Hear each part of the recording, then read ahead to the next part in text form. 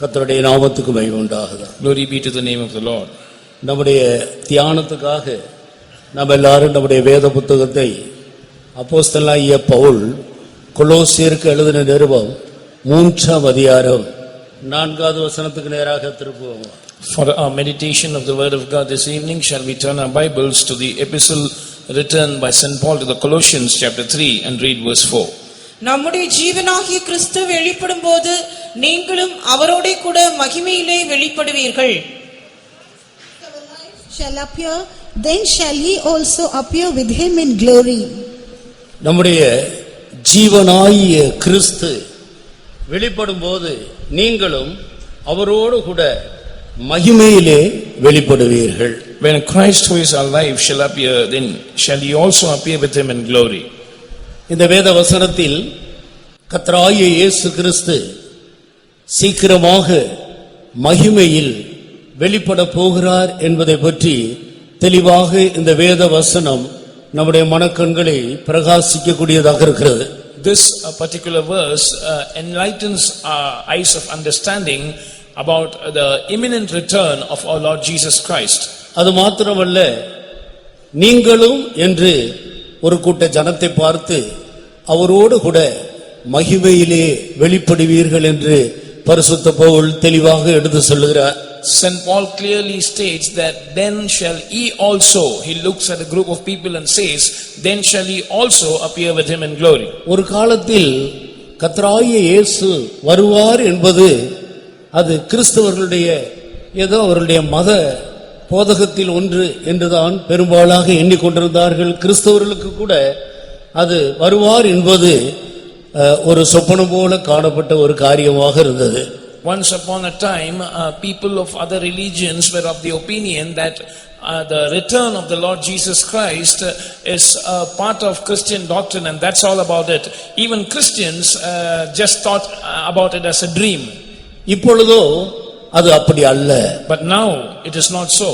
இயேசு கிறிஸ்துவினுடைய வருகைக்கான எல்லா அடையாளங்களும் பல விதங்களில் நிறைவேறிக் கொண்டிருக்கிறதையும் வேதத்தில் சொல்லப்பட்டிருக்கிறதான முன் அடையாளங்கள் பகிரங்கமாக நடந்து கொண்டிருக்கிறதையும் இன்றைக்கு எல்லா மனிதர்களும் காணக்கூடிய விதத்தில் காணப்படுகிறது. Today, every human being is able to see that the signs pertaining to the coming of the Lord Jesus Christ, the signs that would precede his coming are taking place very openly in front of everyone's eyes. சரித்திர ரீதியாக, விஞ்ஞான ரீதியாக, வேத வசனத்தின் தீர்க்கதரிசனங்களின் நிறைவேறுதலின் மூலமாக, எல்லாவற்றுக்கும் மேலாக ஆவிக்குரிய தேவ ஜனங்கள் தங்களுடைய சொந்த அனுபவத்தின் மூலமாக நிச்சயமாக இயேசு வருவார், நாம் அவரை சந்திப்போம் என்ற ஒரு இடத்துக்கு கடந்து வந்திருக்கிறோம். Historically, scientifically and prophetically from the Bible's viewpoint, the signs concerning the Lord's return are getting fulfilled. Not only that, we have come to a place where by our own experience, people of God are able to perceive that Jesus is coming soon.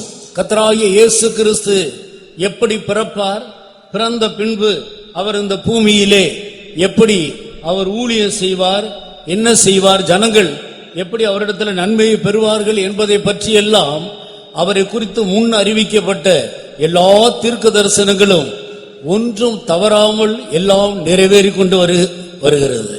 All the prophecies concerning the first coming of Jesus and how he would come to this earth, how he would do his ministry and how people would be benefited by his ministry were all fulfilled without one of them failing. அதே போல இனிமேலும் என்ன நடக்க போகிறது என்பதை பற்றியும் வேதத்தில் மிக தெளிவாக தீர்க்கதரிசிகளின் மூலமாக அறிவிக்கப்பட்டிருக்கிறது. Not only that, what is going to happen hereafter in this world has also been foretold very clearly by the prophets in the Bible. அவைகள் எல்லாம் அப்படியே நிறைவேறும் என்பதில் எந்த சந்தேகமும் இல்லை. There is no doubt that all those prophecies would be fulfilled as it was told. நிச்சயமாக கர்த்தராகிய இயேசு கிறிஸ்து வருவார். Surely the Lord Jesus would come. அவரைப் போல நிறைவான வளர்ச்சியை பெற்றுக்கொண்டதான ஒரு கூட்ட ஜனங்கள் அவரை மத்திய வானத்தில் சந்திக்க போகிறார்கள். One group of people who have attained his perfection will meet him in the mid-air. அதன் பிறகு மூன்றரை வருடங்கள் உபத்திரவ காலம் என்றும் அடுத்த 3.5 வருடங்கள் மகா உபத்திரவ காலங்கள் என்றும் 7 வருட உபத்திரவங்களை குறித்து அது சம்பவிக்கும் என்பது வேதத்தில் தெளிவாக எழுதப்பட்டிருக்கிற ஒரு காரியம். That would be followed by a 7-year tribulation period, 3.5 years of which would be tribulation, and the next 3.5 years would be great tribulation, and the word of God very clearly speaks about it. ஒருவரும் கிரியை செய்யக்கூடாத ஒரு ராக்காலமாக அது காணப்படும் என்றும் கர்த்தருடைய வசனத்தை கேட்கக்கூடாத ஒரு கடுமையான பஞ்ச காலமாக இருக்கும் என்றும் அந்த காலங்களை குறித்து வேதத்தில் எழுதப்பட்டிருக்கிறது. About those times it is written in the word of God that it would be a night when no man can work, and it would be a period of famine where one could not get to hear the word of God. கர்த்தருடைய வருகையில் எடுத்துக்கொள்ளப்படாமல் கைவிடப்பட்டதான ஜனங்கள் இதுபோல கூடி ஆராதிப்பதற்கான ஒரு வாய்ப்பும் அங்கே இருக்காது.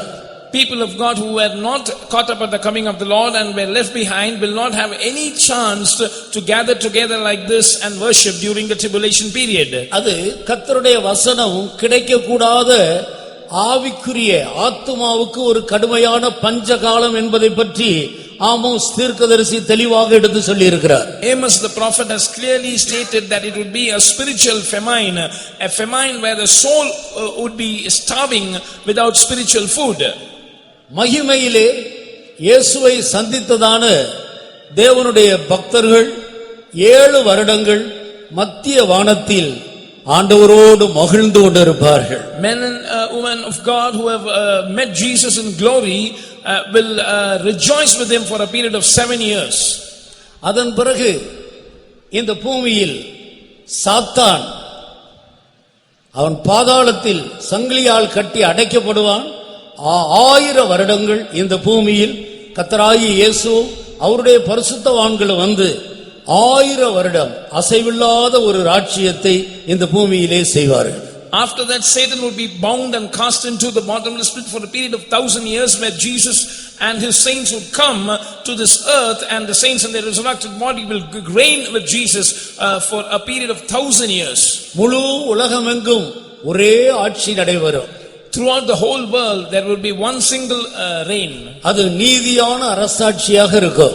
It would be a kingdom full of righteousness. கர்த்தராகிய இயேசு கிறிஸ்து எருசலேமிலே ராஜாதி ராஜாவாக அவர் வீற்றிருப்பார். The Lord Jesus Christ would be seated as the King of Kings in Jerusalem. அவருடைய பரிசுத்தவான்கள் மகிமையிலே எடுத்துக்கொள்ளப்பட்டதான தேவனுடைய ஜனங்கள் இந்த பூமியில் அவர்களுடைய ஆவிக்குரிய ஜீவியத்துக்கு ஏற்ற விதத்தில் தேவன் அவர்களை ஆங்காங்கு ராஜாக்களாக வைத்து இந்த பூமியை 1000 வருடம் அரசாளுவார். His saints, the people of God who were caught up with him in glory, according to the standard of their spiritual life that was found on this earth, the Lord would keep them in various places as kings and priests, and they would reign for a period of 1000 years. அந்த நாட்களில் தேவனுடைய பிரமாணங்களுக்கு அப்பாற்பட்ட ஒரு காரியமும் இந்த பூமியில் நடக்காது. During those days there would be nothing contrary to the law of God that would take place in this world. சண்டைகள், வழக்குகள், யுத்தங்கள், பிரிவினைகள் போன்ற பிரச்சனைகள் ஒன்றும் இந்த பூமியில் இருக்காது. There would be no fights, no quarrels, no divisions, no argument, no cases. கோர்ட்டுக்கு அலைய வேண்டிய அவசியம் இருக்காது. No need to roam seeking the court. காவல்துறைக்கு போக வேண்டிய அவசியம் இருக்காது. No need to approach the police. பூமியெங்கும் நீதியான அரசாட்சி நடைபெறும். Because throughout the whole world there would be a kingdom of justice and righteousness. அதை குறித்து ஏசாயா 11ஆம் அதிகாரம் 35ஆம் அதிகாரம் 64ஆம் அதிகாரம் இந்த இடங்களிலெல்லாம் ஏசாயாவின் மூலமாக இந்த தீர்க்கதரிசனங்கள் தெளிவாக முன்னறிவிக்கப்பட்டிருக்கிறது. About this Isaiah has clearly foretold in Isaiah chapter 11, chapter 35 and 64 chapter 64. இப்படி பல இடங்களில் அதை குறித்து வேதத்தில் தெளிவாக நம்மால் காண முடியும். We can also find about that in many other places in the Bible. அதன் பிறகு இந்த பூமியில் ஒரு பெரிய யுத்தம் நடைபெறும். 1000 வருடம் முடியும் போது ஒரு பெரிய யுத்தம் நடைபெறும். When that millennium ends, at the end of that 1000 years there will be a great war in this earth. அதன் பிறகு ஆண்டவர் இந்த பூமியையும் வானத்தையும் எல்லாவற்றையும் ஒழித்து விடுவார். புதிய வானம், புதிய பூமி, புதிய எருசலேம் என்றதான வரப்போகிறதான நித்திய ராஜ்யங்கள், அசைவில்லாத ராஜ்யங்கள் ஸ்தாபிக்கப்படும். After that war, the Lord would put an end to all this earth and heavens, and there would be a new earth, a new heaven, and new Jerusalem, unshakable kingdoms that will exist forever, for eternity. அந்த ராஜ்யத்துக்கு முடிவு இருக்காது. There would be no end for that kingdom. அந்த ராஜ்யம் நித்திய ராஜ்யம் என்று அழைக்கப்படுகிறது. That kingdom is called an eternal kingdom. அது அசைவில்லாத ராஜ்யமாக இருக்கும். It would be an immovable kingdom. நிலையான நகரமாக இருக்கும். It would be a sure city. இப்படி அதை குறித்து வேதத்தில் பல இடங்களில் நம்மால் காண முடிகிறது. We can see about that in various places of the scripture. அதை குறித்து தான் இனி வரும் உலகத்தை குறித்து பேசுகிறோமே என்று பரிசுத்த பவுல் எபிரேயருக்கு எடுத்து சொல்லுகிறார். St. Paul writes about this to the Hebrews, saying that we speak about the world to come. இதற்கு முன்பு பூர்வ உலகம் என்று அழைக்கப்படுகிற நோவா காலம் வரைக்கும் உள்ள அந்த காலங்கள் ஜலப்பிரளயத்தினால் அழிந்து போயிற்று. The former world till the days of Noah was destroyed by a flood. அது பூர்வ உலகம் என்று அழைக்கப்படுகிறது. It is called the former world. இப்பொழுது இருக்கிறதான இந்த உலகம் அக்கினிக்கு இரையாக வைக்கப்பட்டிருக்கிறது. The world that exists now has been reserved to be judged by fire. இது ஜலப்பிரளயத்தினால் அழியாது. This will not be destroyed by flood. ஆனால் அக்கினியினால் வெந்து உருகி போகும். But this will melt and it will be destroyed by fire. இது இல்லாமல் போய்விடும். This will come to a place of naught. அதன் பிறகு ஆண்டவர் இனி வரப்போகிற உலகம் என்கிறதான ஒரு நித்திய அழியாத ராஜ்யத்தை ஆண்டவர் ஸ்தாபிப்பார். Then the Lord will establish a kingdom that is to come, and that is a kingdom which is immovable, that cannot be destroyed. அந்த ராஜ்யத்துக்காகத்தான் ஆண்டவர் எங்களையும் உங்களையும் அழைத்திருக்கிறார். The Lord has called us, we and you are called for the kingdom. ஆனபடியினால் நாம் எப்போதும் இனி வரப்போகிற அந்த உலகத்தை குறித்தே நாம் பேச வேண்டியவர்களாக இருக்கிறோம். So we are bound to speak always about the world or the kingdom that is to come. கர்த்தராகிய இயேசு இந்த பூமியில ஊழியம் செய்தபோது என்னுடைய ராஜ்யம் இந்த உலகத்துக்குரியது அல்ல என்று சொன்னார். When the Lord Jesus Christ was serving upon this earth, he said, my kingdom does not belong to this world. நான் உலகத்தான் அல்லாதது போல என்னை பின்பற்றுகிற நீங்களும் உலகத்தார் அல்ல. As I am not of the world, you who follow me are also not of the world. நாம் இனி வரும் உலகத்துக்காக அழியாத அசையாத அந்த ராஜ்யத்துக்காக நாம் இந்த பூமியிலே ஜீவிக்க வேண்டும் என்பதை அவர் முக்கியத்துவப்படுத்தினார். He emphasized that we must live in this world for that world that is to come, for that world that is incorruptible and eternal. ஆனபடியினால்தான் இந்த உலகத்துக்குரியதான காரியங்களில் நாம் அதிகமாக ஈடுபடுகிறதில்லை. Therefore we do not indulge much in things pertaining to this world. இந்த உலகத்தை அனுபவிக்கிறவர்கள் தகாத விதமாய் அனுபவிக்க கூடாது என்று எச்சரிக்கப்படுகிறோம். We are warned that they that use this world must not abuse it. கர்த்தருக்கு ஸ்தோத்திரம். Praise be to God. ஒரு தேவனுடைய மனிதன் தன்னுடைய புத்தகத்திலே இப்படி சொல்லியிருந்தார். A man of God has said like this in his book. தேவனுடைய பிள்ளைகள் இந்த பூமியிலே நம்முடைய குதிகாலை தூக்கி கொண்டு பெருவரல் ரெண்டுல நிற்கிறது போல அப்படித்தான் நிக்கணும். அவ்வளவுதான் நமக்கு இந்த பூமிக்கு உள்ள தொடர்பு என்பதை பற்றி அப்படி விளக்குகிறார். He explains the connection that we have with this earth, saying that we must be standing on our toes, we must be lifting the front portion of our feet and standing on our toes. பிரியமானவர்களே, yes beloved, நாம் இனி வரும் உலகத்தை குறித்து பேசுகிறவர்கள், அதை பற்றிய தரிசனத்தை பெற்றுக்கொண்டவர்கள். We speak about the world to come and we have received a vision about that world. ஆனபடியால் அந்த உலகத்துக்கு ஏற்ற விதத்தில் இந்த பூமியில இருக்கும் பொழுது நம்மை அதற்காகவே ஆயத்தப்படுத்திக் கொள்ள வேண்டியவர்களாக இருக்கிறோம். So when we are on this earth, we have to prepare ourselves for that world. அதற்காகத்தான் கர்த்தராகிய இயேசு கிறிஸ்து பரலோகத்திலிருந்து இந்த பூமிக்கு இறங்கி வந்தார். And it is for that purpose that the Lord Jesus Christ left heaven and came to this earth. மனிதன் ஆண்டவருடைய ஒரு பெரிதான நித்திய நோக்கத்தின்படி சிருஷ்டிக்கப்பட்டவர். Man is created after a sublime and eternal purpose of God.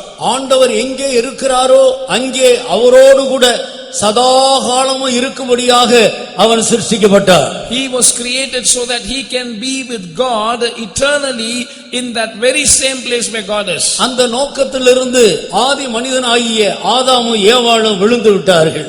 The first man, Adam and Eve, fell from that purpose. சாத்தானால் மோசம் போய் சாத்தானுடைய தந்திரத்தினால் அவர்கள் வஞ்சிக்கப்பட்டு போனார்கள். They were deceived by the devil and they were deceived by the cunningness of the devil. அது முதற்கொண்டு ஆதாமும் ஏவாளும் பெற்றெடுத்த சந்ததி எல்லாம் ஒரு கெட்டுப்போன பாவ சந்ததியாகவே இந்த பூமியில் பிறந்து பலுகி பெருகி நோவா காலத்தில் முழு பூமி எங்கும் ஜனங்கள் நிறைந்திருந்தார்கள். Thereafter the generations that Adam and Eve begat were a sinful generation, and finally in the days of Noah this sinful generation had filled the world. இப்படிப்பட்டதான அந்த ஜனங்களை ஆண்டவர் இனி பூமியானது தேவனுக்கு முன்பாக அது சீர்கெட்டு போயிற்று, மனிதர்கள் ஏகமாய் கெட்டு போனார்கள் என்று சொல்லி ஆண்டவர் அந்த சந்ததியை ஜலப்பிரளயத்தினால் அழித்தார். So the Lord saw that the wickedness of man was great, and he was grieved that they were very wicked, and so he destroyed them by a flood. அதுதான் முதலாவது இந்த பூமியிலே மழை பெய்த சந்தர்ப்பமாக இருந்தது. That flood was the first instance when it rained on the earth. வானத்தின் மதகுகள் திறக்கப்பட்டது. The windows of heaven were opened. பூமியின் ஆழத்தின் ஊற்றுக்கண்கள் திறக்கப்பட்டன. And the fountains in the deep were opened. இப்படி ஜலம் பூமியிலே பெருகிக் கொண்டே இருந்தது. The waters were filling and abounding in the earth. அந்த நாட்களில் ஆண்டவர் நோவாவை கண்டார். நோவாவுக்கு கர்த்தருடைய கண்களில் கிருபை கிடைத்தது. During those days the Lord saw Noah, and Noah found grace in the eyes of God. நோவாவும் அவருடைய குடும்பத்தை சேர்ந்த 8 பேரும் அந்த ஜலப்பிரளயத்துக்கு தப்புவிக்கப்பட்டு பேழைக்குள்ளே காக்கப்பட்டார்கள். Noah and 8 of his family members were saved from that flood, and they were preserved in the ark. தேவனுடைய வார்த்தைக்கு நோவாவின் மூலம் சொல்லப்பட்ட எச்சரிப்புக்கு கீழ்ப்படியாதவர்கள் எல்லாம் ஜலப்பிரளயத்தினால் அழிக்கப்பட்டார்கள். And those who did not hearken to the words of Noah, to the words of warning that were spoken through him, they were destroyed by the deluge. அப்போதுதான் ஆண்டவர் நோவாவோடு ஒரு உடன்படிக்கை பண்ணினார். Then the Lord made a covenant with Noah. அதுதான் வானத்திலே காணப்படுகிற மழைக்கு பின்பு காணப்படுகிற வானவில். That covenant is the rainbow that we see after the rain on the sky. பயப்பட வேண்டாம், இனி ஜலப்பிரளயத்தினால் இந்த பூமியை அழிக்க மாட்டேன் என்று ஆண்டவர் ஒரு உடன்படிக்கை பண்ணினார். The Lord made a covenant saying that you need not be afraid, because I will not destroy this earth hereafter by a flood. ஆனால் அழிக்க மாட்டேன் என்று ஆண்டவர் சொல்லாமல் ஜலப்பிரளயத்தினால் அழிக்க மாட்டேன் என்றார். The Lord did not say that I will not destroy this earth. He said I will not destroy this earth by a flood. மறுபடியுமாக நோவாவின் குடும்பம் இந்த பூமியில் பலுகி பெருகினார்கள். Once again Noah's generation, they multiplied upon this earth. பெருகி இன்றைக்கு சுமார் 750 கோடி ஜனங்கள் இந்த பூமியிலே ஜீவித்துக் கொண்டிருக்கிறோம். These generations have so much multiplied that today we are about 750 crore people living on the face of this earth. கர்த்தராகிய இயேசு சொன்னார், நோவா காலத்தில் நடந்தது போலவும் லோத்து காலத்தில் நடந்தது போலவும் மனுஷகுமாரன் வரும் காலத்தில் நடக்கும் என்று சொன்னார். The Lord Jesus said, like it happened in the days of Noah and like it happened in the days of Lot, so will it happen in the days of the Son of Man. அதே போல இன்றைக்கு இந்த பூமியிலே நடந்து கொண்டிருக்கிறதை நம்முடைய கண்களால் காண்கிறோம். It is happening exactly likewise, and we are all eyewitnesses to that. அன்றைக்கு எப்படி பாவம் பெருகினதோ அதே போல இன்றைக்கு பாவம் உச்ச கட்டத்தில் பெருகி இருக்கிற ஒரு காலம். Just like sin was abounding during those days, sin is abounding these days as well, and it has reached its peak. லோத்து காலத்தில் நடந்தது போலவே மனுஷகுமாரன் வரும் காலத்திலே நடக்கும் என்று லூக்கா 17ஆம் அதிகாரத்தில் தெளிவாக கர்த்தராகிய இயேசு எடுத்து சொன்னார். The Lord Jesus very clearly explained in Luke's Gospel chapter 17 that it will happen in the days of the Son of Man like it happened in the days of Lot. லோத்து காலத்திலே அன்றைக்கு அந்த சோதோமின் அக்கிரமம் பலுகி பெருகி காணப்பட்டு வானத்தை எட்டக்கூடிய அளவுக்கு அந்த தேசத்தின் அக்கிரமம் அவ்வளவு மிகுதியாக இருந்தது. During the days of Lot, the iniquity of Sodom had increased, and the iniquity abounded so much that it reached heaven. கர்வம், ஆகார திரட்சி, நிர்விசாரமாகிய சாங்கோபாங்கம் இவைகளெல்லாம் அன்றைக்கு ஜனத்தின் மத்தியிலே பெருகி நின்றது. On those days, pride, abundance of bread, idleness were all abounding amongst the people. அவர்கள் ஏழை எளியவருடைய கைகளை திடப்படுத்தவில்லை. They did not strengthen the hands of the fatherless and the poor. தங்களை உயர்த்தி கொண்டு ஜீவித்தார்கள். They exalted themselves. இவைகளை கண்டபோது நான் அவர்களை ஒழித்து விட்டேன் என்று ஆண்டவர் சொன்னார். The Lord said, when I saw this, I have destroyed them. அதே போலதான் மனுஷகுமாரன் ஒரு காலத்தில் நடக்கும். Even so it will happen in the days of the coming of the Son of Man. அன்றைக்கு லோத்து காலத்தில் லோத்தையும் அவருடைய மனைவி 2 வாலிப பிள்ளைகள் இந்த 4 பேரை ஆண்டவர் சோதோம் குமராவில் இருந்து வெளியே கொண்டு போன பின்பு அந்த சோதோம் குமரா பட்டணத்தை அக்கினியினால் அழித்தார். During those days when the Lord brought out Lot's family, Lot and his wife and his 2 young daughters out of Sodom, he destroyed Sodom and Gomorrah by fire. அதே போலவே மனுஷகுமாரன் வரும் காலத்திலே நடக்கும். Even so it shall happen in the days of the coming of the Son of Man. இன்றைக்கு இருக்கிறதான ஜனங்களில் ஒரு சிறு கூட்டத்தை கர்த்தராகிய இயேசு கிறிஸ்து கர்த்தருடைய வருகையில் அவர்களை உயிரோடு மறுரூபமாக்கப்படுகிற ஒரு அனுபவத்துக்குள்ள கொண்டு போவார். Amongst the human beings who are alive on this earth today, a very small group of people will be transformed as they are alive at the coming of the Lord Jesus Christ. அதற்கு முன்பாக अनेक தேவனுடைய பிள்ளைகள் கிறிஸ்துவுக்குள் நித்திரை அடைந்து விடுவார்கள். Before that, many children of God will die in Christ. இன்றைக்கு எத்தனையோ பேர் எதிர்பாராத விதத்தில் अनेक தேவனுடைய பிள்ளைகள் கிறிஸ்துவுக்குள்ள மரித்து இந்த பூமியை விட்டு போய் கொண்டே இருக்கிறார்கள். Today we are able to find that many children of God are facing unexpected death and they are entering into the kingdom of God. ஒரு சிறு கூட்டம் வரும்போது ஆண்டவர் அவர்களை உயிரோடு மறுரூபமாக்குவார். When this amount reduces to a very small group of people, the Lord will transform them alive. கிறிஸ்துவுக்குள் மரித்தவர்கள் முதலாவது எழுந்திருப்பார்கள். They that are dead in Christ will arise first. பின்பு உயிரோடு இருக்கிறவர்கள் கிறிஸ்துவுக்குள்ளே ஜீவிக்கிறவர்கள் மறுரூபமாகி மத்திய வானத்துக்கு எதிர்கொண்டு போவார்கள். Then they that are alive and remain in Christ will be transformed and they will go to meet the Lord in the midair. இவ்விதமாக நாம் என்றென்றைக்கும் அவரோடு கூட இருப்போம். இந்த வார்த்தைகளினால் நீங்கள் ஒருவரை ஒருவர் தேற்றுங்கள் என்று பரிசுத்த பவுல் தெசலோனியருக்கு வேறொரு விதத்தில் இந்த காரியத்தை எடுத்து சொல்லுகிறார். St. Paul writes to the Thessalonians in another angle saying that so shall ever we be with the Lord, and by these words comfort ye one another. 1 தெசலோனிக்கேயர் 4ஆம் அதிகாரம் 16-17 வசனத்தை வாசிக்கலாம். Shall we read from 1 Thessalonians chapter 4 verses 16 and 17. ஏனெனில் கர்த்தர் தாமே ஆரவாரத்தோடும் பிரதான தூதனுடைய சத்தத்தோடும் தேவ எக்காலத்தோடும் வானத்திலிருந்து இறங்கி வருவார். அப்பொழுது கிறிஸ்துவுக்குள் மரித்தவர்கள் முதலாவது எழுந்திருப்பார்கள். பின்பு உயிரோடு இருக்கும் நாமும் கர்த்தருக்கு எதிர்கொண்டு போக மேகங்கள் மேல் அவர்களோட கூட ஆகாயத்தில் எடுத்துக்கொள்ளப்பட்டு இவ்விதமாய் எப்பொழுதும் கர்த்தருடனே கூட இருப்போம். The Lord himself shall descend from heaven with a shout, with the voice of the archangel, and with the trump of God, and the dead in Christ shall rise first. Then we which are alive and remain shall be caught up together with him in the clouds to meet the Lord in the air, and so shall we ever be with the Lord. இவ்விதமாக எப்போது கர்த்தருடனே கூட இருப்போம். So shall we ever be with the Lord. எப்போது கர்த்தருடனே கூட இருப்போம். We shall ever be with the Lord.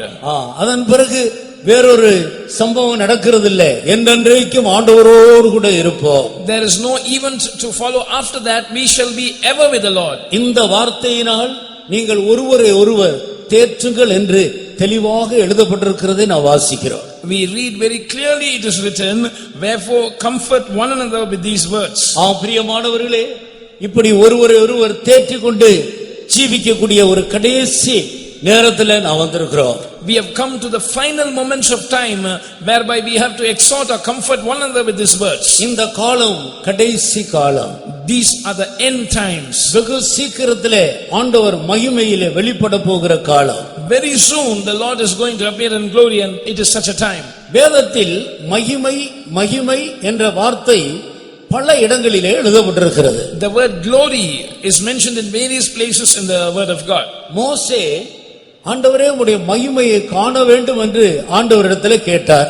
Moses besought the Lord to see his glory. தாவீது ராஜா கர்த்தரிடத்தில் ஒன்றை நான் கேட்டேன், அதையே நாடுவேன், உம்முடைய மகிமையை நான் காண வேண்டும். David the king said, one thing have I asked of the Lord, and that will I seek after, I should behold his glory. நீங்கள் நம்முடைய கர்த்தராகிய இயேசு கிறிஸ்துவின் மகிமையை அடையும் பொருட்டு எங்கள் சுவிசேஷத்தினால் அந்த இரட்சிப்புக்கு அவர் உங்களை அழைத்தார் என்று பரிசுத்த பவுல் தெசலோனிக்கேயருக்கு சொல்லுகிறார். St. Paul writes to the Thessalonians that the Lord has called you to that salvation by our gospel so that you might obtain the glory of the Lord Jesus Christ. இந்த மகிமை என்ற வார்த்தைக்கு அர்த்தம் என்ன? What is the meaning of this word glory? பிரியமானவர்களே, ஆண்டவர் மோசேயை அழைத்து என்னுடைய மகிமையை நான் காட்டுவேன் என்று சொல்லி மலையின் மேல் குறித்த ஒரு இடத்துக்கு அதிகாலையில ஏறு வரும்படியாக சொன்னார். The Lord called Moses and told him that he would show his glory, and he invited him to come to the top of a mount early in the morning. அப்போது மோசே அங்க போய் காத்திருந்தார். கர்த்தர் அவருக்கு முன்பாக அவருடைய மகிமை கடந்து போனது. Moses was waiting upon the Lord there, and the glory of the Lord passed before Moses.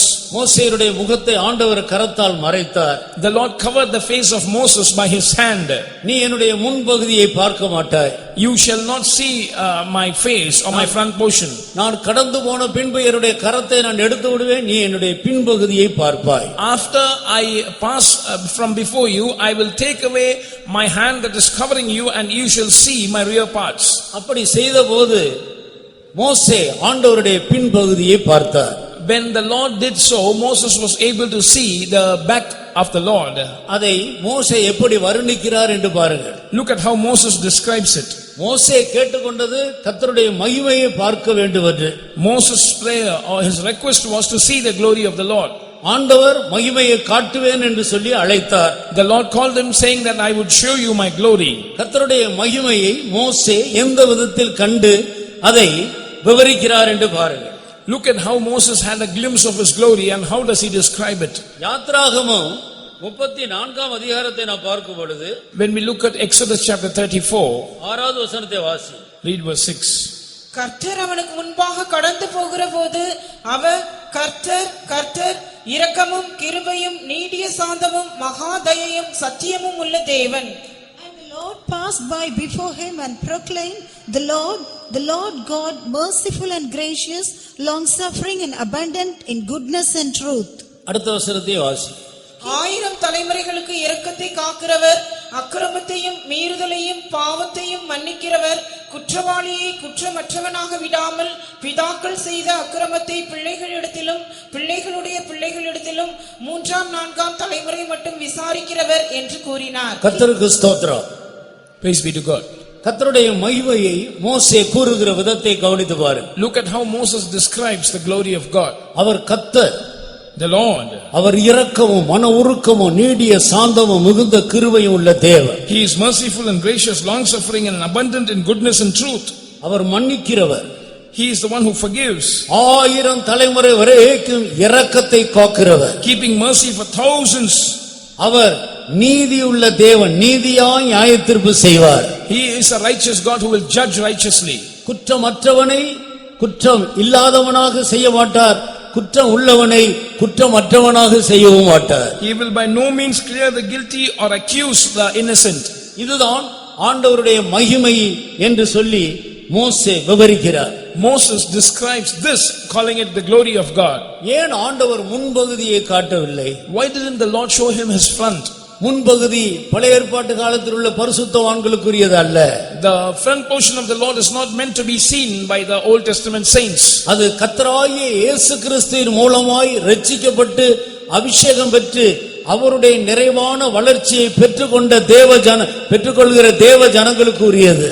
It belongs to the people of God who are saved through the Lord Jesus Christ, and those who have received the anointing. பின்பகுதியே இவ்வளவு விசேஷமாக இருந்தால் முன்பகுதி இன்னும் எத்தனை அதிகமாக இருக்க வேண்டும். If the rear portion was so glorious, look at how special would be the front portion of the Lord. இதிலிருந்து மகிமை என்ற வார்த்தையினுடைய பொருள் என்ன என்பதை நாம் விளங்கிக் கொள்கிறோம். From this we are able to understand what is the meaning of the word glory.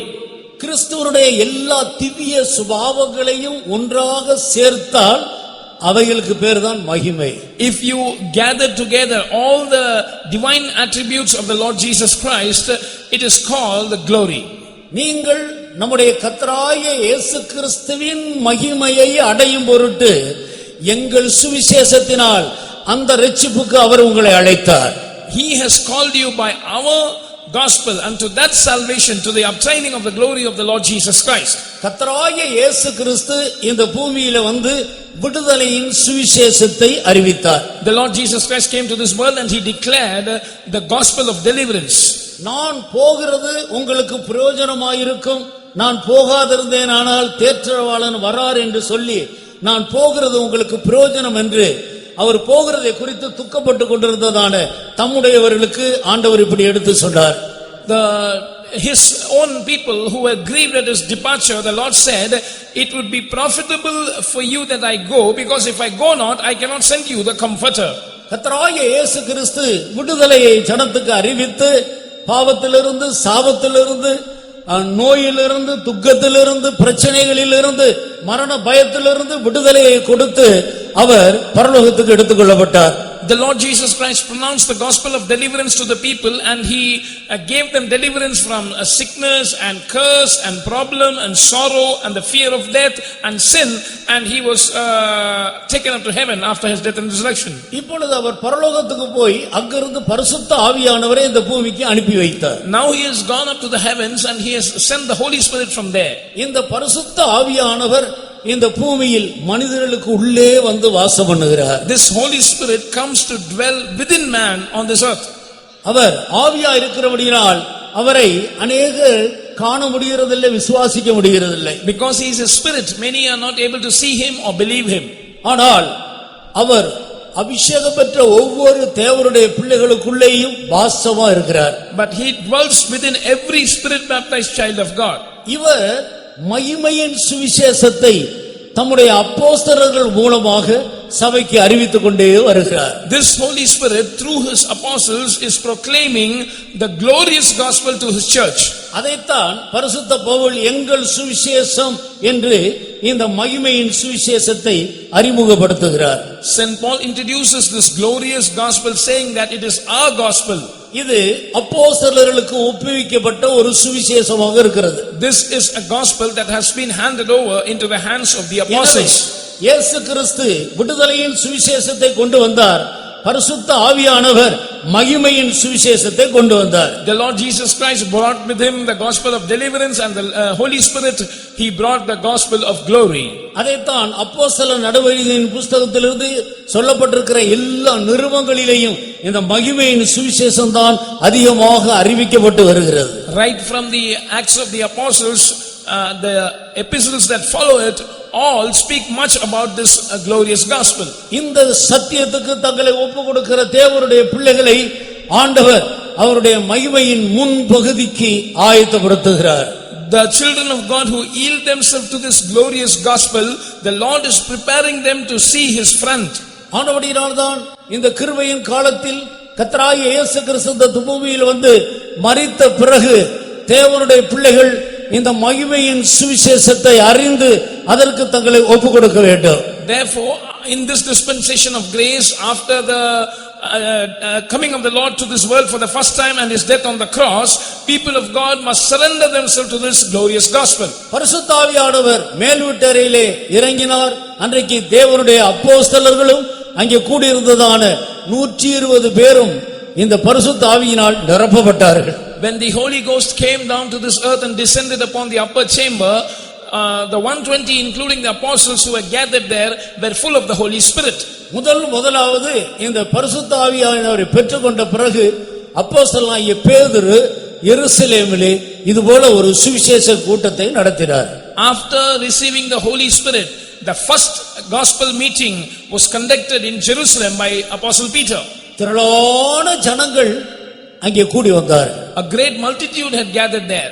தைரியமாக பரிசுத்த ஆவியில் நிறைந்தவராக இந்த சுவிசேஷத்தை அவர்களுக்கு அறிவித்தார். Being full of the Holy Ghost, he boldly declared this gospel to them.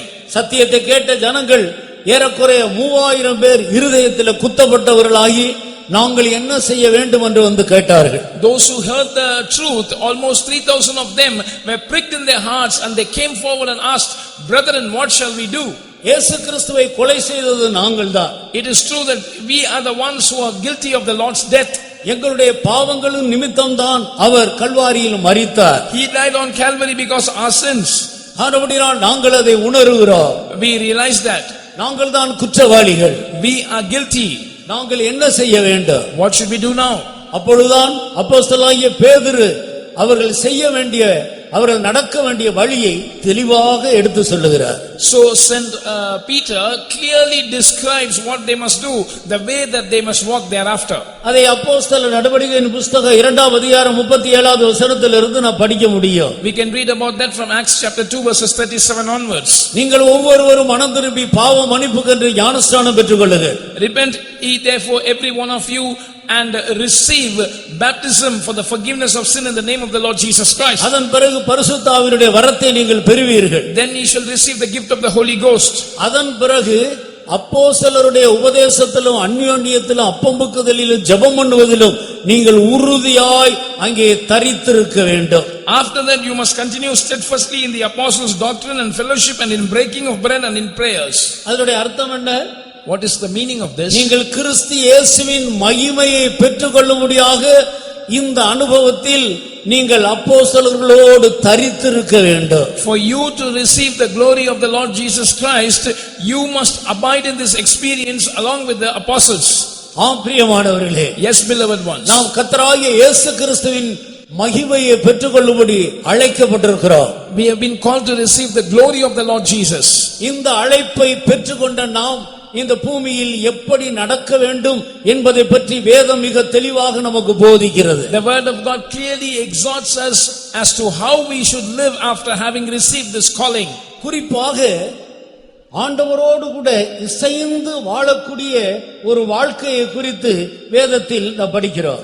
In particular, the word of God speaks about an experience, a life of living in synchronization with the Lord. மனிதன் யுகாயுகமாக தேவனோடு ஒன்றாக பரலோகத்தில் வாழும்படி சிருஷ்டிக்கப்பட்டவன். Man was created to live together with God for ages to ages, eternally with God where he is. எப்படி ஒன்றாக இருக்க வேண்டும்? How should he be one? பிதாவே நான் ஒன்றாக இருக்கிறது போல இவர்கள் எல்லாரும் ஒன்றாக இருக்க வேண்டும். Jesus said, Father, as we are one, they all must be one. அதன் பிறகு இவர்கள் எல்லாரும் நம்மிலே ஒன்றாக இருக்க வேண்டும். Then they all must be one in us. நீர் என்னிலேயே நான் உம்மிலே இருக்கிறது போல இவர்கள் எல்லாரும் நம்மில் ஒன்றாக இருக்க வேண்டும். As I am in you and you in me, they all must be one in us.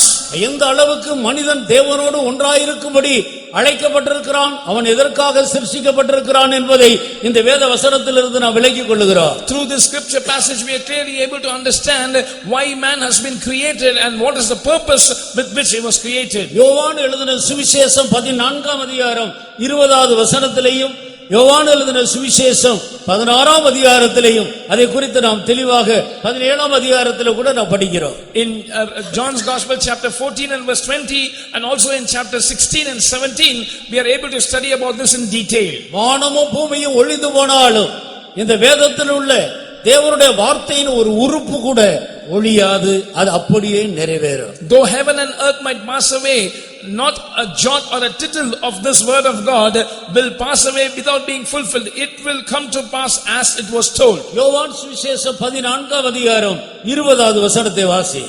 Read John's Gospel chapter 14 and verse 20. நான் என் பிதாவிலும் நீங்கள் என்னிலும் நான் உங்களிலும் இருக்கிறதை அந்நாளிலே நீங்கள் அறிவீர்கள். At that day ye shall know that I am in my Father, and ye in me, and I in you. எல்லா தேவனுடைய பிள்ளைகளும் சற்று தங்களுடைய கவனத்தை இந்த வேத வசனத்துக்கு நேராக சரியான விதத்தில் திருப்புவோமாக. All children of God, let us turn our attention properly towards this word of God. நான் என் பிதாவிலும் நீங்கள் என்னிலேயும் நான் உங்களிலேயும் இருக்கிறதை அந்நாளிலே நீங்கள் அறிவீர்கள். At that day ye shall know that I am in my Father and ye in me and I in you. இது பரிசுத்த ஆவியை ஒரு மனிதன் பெற்றுக்கொள்ளுகிறதான நாளாக இருக்கிறது. This is the day when a man receives the Holy Spirit.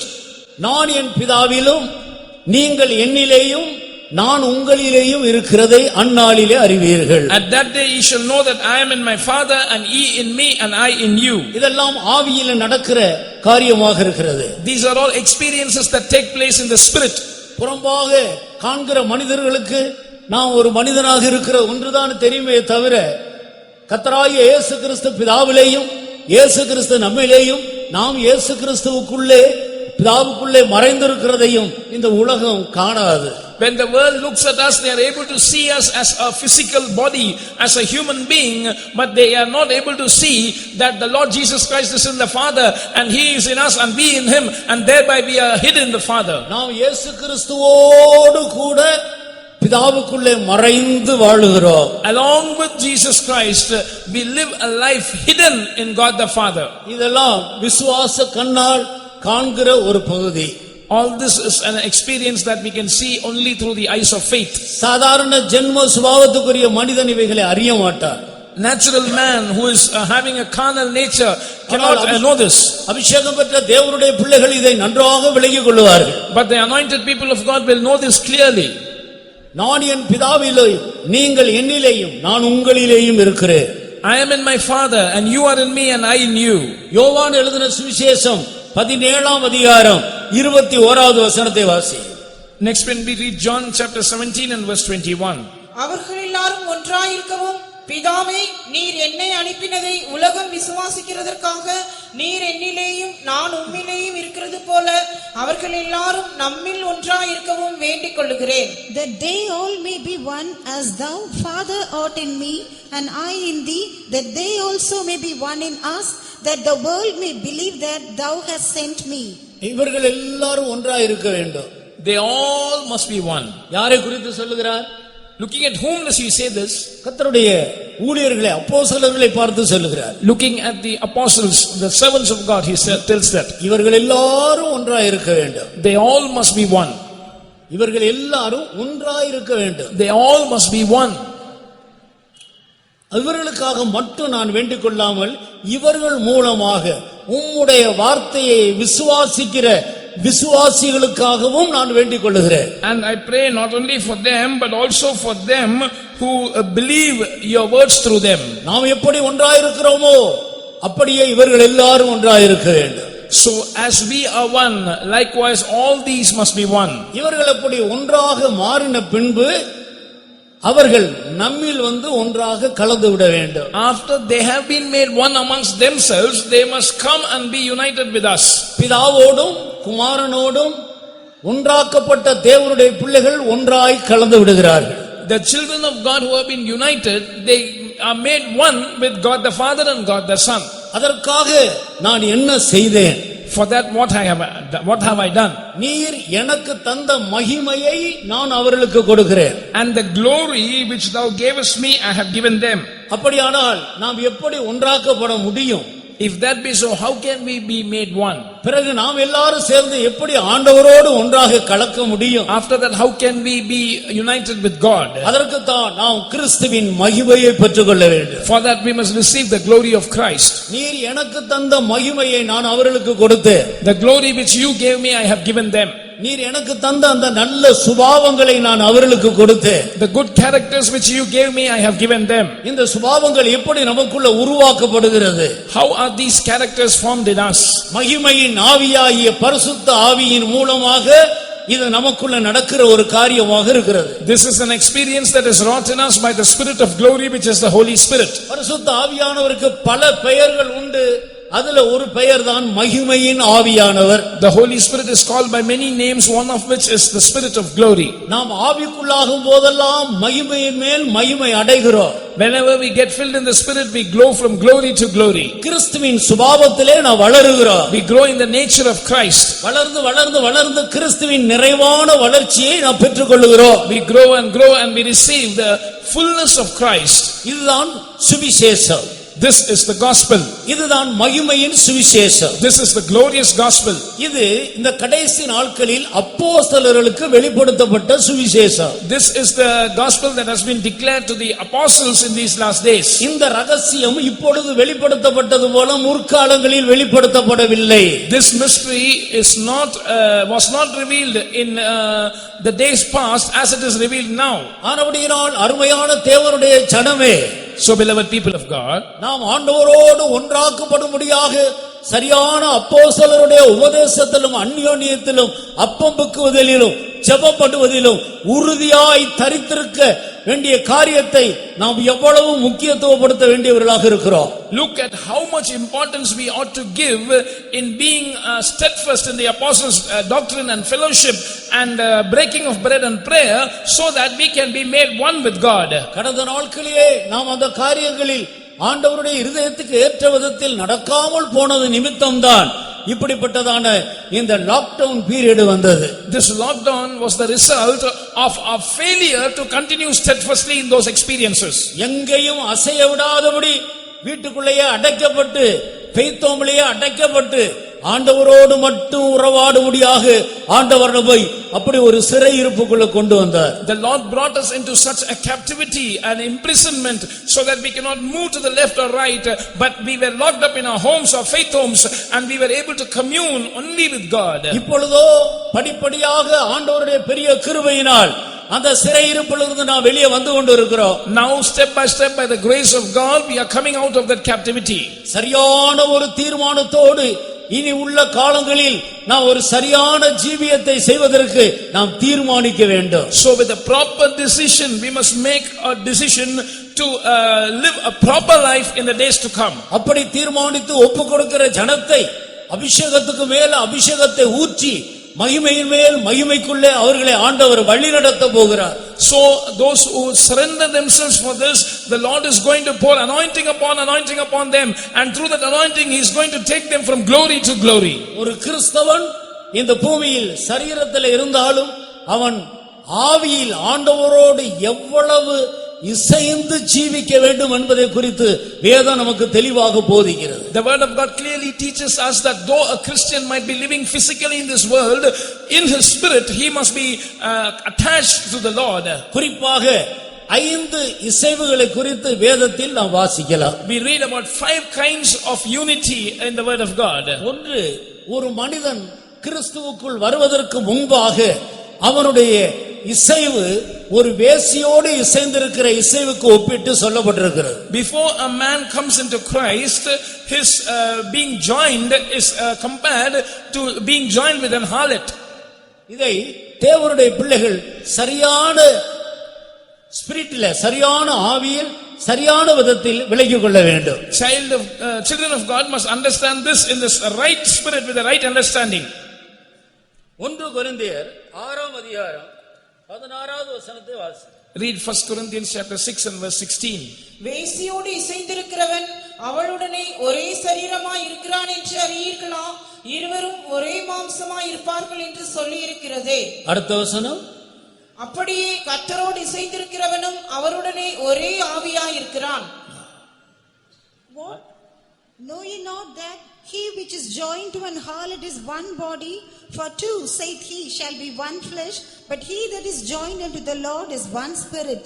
ஒரு மனிதன் இயேசுவோடு ஆவியிலே இசைவதற்கு முன்பாக அவனுடைய வாழ்க்கை ஒரு வேசியோடு இசைந்து வாழ்கிற வாழ்க்கைக்கு ஒப்பிட்டு சொல்லப்பட்டிருக்கிறது. Before a man is joined in one spirit with Jesus, his life is compared to a life that is joined with an harlot. நாமோ கர்த்தருக்காக சிருஷ்டிக்கப்பட்டவர்கள். We were created for the Lord. யுகா யுகமாய் ஆண்டவரோடு வாழும்படியாக சிருஷ்டிக்கப்பட்டவர்கள். We were created to live eternally from ages to ages with the Lord. அந்த நோக்கத்தோடு தான் ஒவ்வொரு நாளும் ஆண்டவர் Eden தோட்டத்தில் மனிதனோடு சம்பாஷித்துக் கொண்டு வருகிறார். It is with this purpose that the Lord was communing every day in the Garden of Eden with man. சாத்தானோ அந்த நோக்கத்திலிருந்து மனிதனை இழுத்து விட்டார். But Satan managed to pull man out of that purpose. ஆதி மனிதன் வஞ்சிக்கப்பட்டு போனார். The first man was deceived. கர்த்தருடைய கற்பனையை மீறி அவன் மீறுதலுக்கு உட்பட்டார். He transgressed the commandment of God and was subject to transgression. இது நிமித்தம் அவருடைய ஆதி மேன்மையை அவன் இழந்து போனார். Because of this he lost his former excellency. அவருடைய மகிமை அவனை விட்டு போய்விட்டது. His glory departed from him. ஆண்டவரோடு இருந்த அந்த உறவாடுதல் தொடர்பு துண்டிக்கப்பட்டது. the relationship, the fellowship that he had with the Lord was cut off. நித்தியமாக வாழ வேண்டிய மனிதன் அந்த நித்திய ஜீவனை இழந்து போனார். Man who was supposed to live eternally lost that eternal life. பயம் அவனை மூடிக்கொண்டது. Fear engulfed him. ஆண்டவருடைய சத்தத்தை கேட்க பயந்து ஒளித்துக் கொள்ளுகிறார். He was afraid to hear the voice of God and he hid himself. ஆண்டவர் ஊற்றின ஆண்டவர் அவனுக்குள்ள வைத்திருந்த அந்த சாயலை அன்பை இழந்து போனார். He lost that image of love that the Lord had put in him. இப்படித்தான் மனிதன் ஏகமாக கெட்டு போனார். In this manner man was totally corrupted or defiled. அது முதற்கொண்டு மனிதனை சாத்தான் தன்னுடைய ஆளுகைக்குள்ள கொண்டு வந்து விட்டார். Thereafter Satan managed to bring man under his dominion. இப்பொழுது பிசாசு எதையெல்லாம் விரும்புகிறானோ அதையெல்லாம் இந்த மனிதனுடைய சரீரத்தின் அவயவங்களை கொண்டு அவன் தன்னுடைய இச்சைகளை எல்லாம் நிறைவேற்றிக் கொண்டிருக்கிறார். Now Satan is using the body of man, the members of man's body, to fulfill whatever he likes, the lusts and desires that he has. இப்பொழுது பிசாசுக்கு மனிதன் அடிமையாகி விட்டான். Now man is a slave to the devil. அவன் முழுவதும் சொந்த விருப்பத்தின்படி நடக்கிறவனாக மாறிவிட்டார். He has become a person who is completely walking after his own will. மனதும் மாமிசமும் விரும்புகிற எல்லாவற்றையும் அவன் செய்கிறவனாகி விட்டார். He is become one who is fulfilling all that his mind and flesh desire. இந்த சுயம் என்பது முழுவதும் சாத்தானுடைய தூண்டுதலாக இருக்கிறது. This self is completely an instigation of the devil. சுயமாக நடக்கிறவன் சாத்தானால் தூண்டப்பட்டு நடக்கிறான். A man who is walking after his own self has been provoked or instigated by the devil. இப்படித்தான் மனிதன் பிசாசுக்கு அடிமையாகி அவனுடைய ஆளுகைக்கு உட்பட்டு விட்டார். In this manner man came under the dominion of Satan and became a slave to him. இருளின் அதிகாரத்துக்குரியவனாக காணப்படுகிறார். He is under the power of darkness. தான் விரும்புகிற நன்மையை அவனால் செய்ய முடியவில்லை. அவனை அறியாமலே இந்த அசுத்த வல்லமை அவனை தீமைக்கு நேராக ஆழமாக அவனை இழுத்து கொண்டே போகிறது. He is not able to do the good that he wants to do, and without his knowledge this evil or this unclean spirit is taking him into depths of darkness and filthiness. சுயமாக அவன் பரிசுத்தத்தை நோக்கி முன்னேற விரும்பினால் அதற்கு பதிலாக அவன் இன்னும் ஆழமான பாவத்துக்குள்ளே போய் விடுகிறான். By his own, if he wants to labor towards holiness, without his knowledge he dwells further deep into uncleanness. அவன் பிசாசுக்கு அடிமையாக இருக்கிறான். He is a slave to the devil. ஆனபடியால் அடிமைக்கு ஒரு சுயாதீனம் இல்லை. A slave has no freedom. அவன் விரும்புகிற ஒன்றை அவன் செய்ய முடியாது. He cannot do anything that he likes. சாத்தான் விரும்புகிற எல்லாவற்றையும் அவன் செய்வதற்கு தன்னை அவன் ஒப்பு கொடுத்து விட்டார். He has yielded himself to fulfill all that the devil wants to do. இந்த நிலவரத்தில் தான் கர்த்தராகிய இயேசு இந்த பூமிக்கு வரும்போது முழு உலகத்தில் உள்ள எல்லா மனிதர்களுடைய நிலவரமும் காணப்பட்டது. When Jesus came to this earth, this was the state of the entire humanity. நீதிமான் ஒருவனும் இல்லை. There is none righteous. தேவனை தேடுகிற உணர்வு உள்ளவன் ஒருவனும் இல்லை. There was no man of understanding which sought after God. எல்லாரும் பாவம் செய்து தேவனுடைய மகிமையை இழந்து ஏகமாய் கெட்டு போய்விட்டார். All have sinned and come short of the glory of God and have been corrupted. இவர்களுக்காகத்தான் கர்த்தராகிய இயேசு கிறிஸ்து இந்த மனிதனை மீட்கும்படி அவர் பரலோகத்திலிருந்து மனிதனாய் பிறந்து மனித இரத்தத்தை சிந்தினார். The Lord Jesus came down from heaven. He was born in the form of a human being and shed human blood for the redemption of such human beings. பாவங்களுக்கு அடிமையாய் இருக்கிற மனிதன் இயேசு கிறிஸ்துவின் இரத்தத்தின் மூலமாகத்தான் அந்த அடிமைத்தனத்தினின்று அவன் விடுதலையை பெற்றுக்கொள்ள முடியும். A man who is slave to sin can receive deliverance from that slavery to sin only by the blood of the Lord Jesus Christ. இயேசு அண்டையில் வருகிற வரைக்கும், கல்வாரி அண்டையில் அவன் வருகிற வரைக்கும் அவனுக்கு ஒருபோதும் விடுதலை இருக்காது. Till he comes to Jesus, till he comes near the cross, he can never have deliverance. சொந்த முயற்சியினால் யாதொரு விடுதலையும் எவ்வளவேனும் பெற்றுக்கொள்ள முடியாது. No man can receive any amount of deliverance by his own efforts. எந்த மனிதனும் ஒரு மனிதனுக்கு பாவத்திலிருந்து விடுதலையை கொடுக்கவும் முடியாது. Neither can another man give deliverance from sin to this man. இயேசு கிறிஸ்துவாலே அன்றி இரட்சிப்பு இல்லை. Except by the Lord Jesus Christ there is no salvation. அவருடைய இரத்தம் மட்டும்தான் மனிதனுடைய பாவங்களை அவனை விட்டு நீக்கி அவனை சுத்திகரிக்கிறது. Only the blood of Jesus Christ removes the sins of a man from him and cleanses them. அப்படி இயேசுவின் இரத்தத்தால் நான் சுத்திகரிக்கப்பட்டேன், என்னுடைய எல்லா பாவங்களிலிருந்து இயேசு என்னை விடுவித்தார் என்ற நிச்சயம் உள்ளவர்கள் கைகளை உயர்த்தி கர்த்தரை மகிமைப்படுத்துவார். Those who say that I have been cleansed by the blood of the Lord Jesus Christ and by his blood I have been delivered from all sins, let us lift up our hands and glorify God. Hallelujah. Hallelujah. சாட்சி சொன்ன அருமையான சகோதரனுடைய சாட்சியை கேட்டோமே. We heard the testimony of this beloved brother. அவரை விடுவித்தது யார்? Who delivered him? அவருடைய வாயின் கட்டுகளை அவிழ்த்தது யார்? Who broke the bonds of his mouth? அவருடைய பாவங்களை மன்னித்தது யார்? Who forgave his sins? அவர் எப்படி சமாதானத்தை பெற்றுக்கொண்டார்? How did he receive peace? இப்படிப்பட்ட விதத்தில் இயேசுவை ருசிக்காமல் ஒரு மனிதன் எல்லாவற்றையும் விட்டுவிட்டு அவருக்கு ஊழியம் செய்யும்படி அவரை பின்பற்ற முடியுமா? If a man does not taste Jesus in this manner, can he forsake his all and can he follow Jesus to serve him? ஆனபடியினால் அருமையான சகோதரனே சகோதரியே, Beloved brothers, sisters, விடுதலை குமாரனாகிய இயேசுவின் மூலமாகத்தான் கிடைக்கிறது. we receive deliverance only by the Son Jesus Christ. இந்த கர்த்தராகிய இயேசு கிறிஸ்து தான் வேசியோடு இசைந்திருக்கிற ஒரு மனிதனை விடுதலையாக்கி தன்னோடு இசைந்து கொள்ளும்படி அவனை வெளியே கொண்டு வருகிறார். This Lord Jesus Christ delivers a man who is united with a harlot and makes him come out of that unification to be joined with him. யாக்கோப்பு நிருபக்காரர் ஜனத்துக்கு நிருபத்தை எழுதும்போது, விபச்சாரரே விபச்சாரிகளே கேளுங்கள், உலக சிநேகம் தேவனுக்கு விரோதமான பகை என்று உலகத்தை நேசிக்கிறவர்களை எப்படிப்பட்ட ஒரு கடுமையான பெயரிட்டு சொல்லுகிறார் என்று பாருங்கள். Look at how James the apostle chides those who love the world by calling them adulterers and adulteresses. கண்களின் இச்சை, மாமிசத்தின் இச்சை, ஜீவனத்தின் பெருமை, இவைகளெல்லாம் சேர்ந்துதான் உலகம் என்று அழைக்கப்படுகிறது. The lust of eyes, the lust of the flesh and the pride of life together are called the world.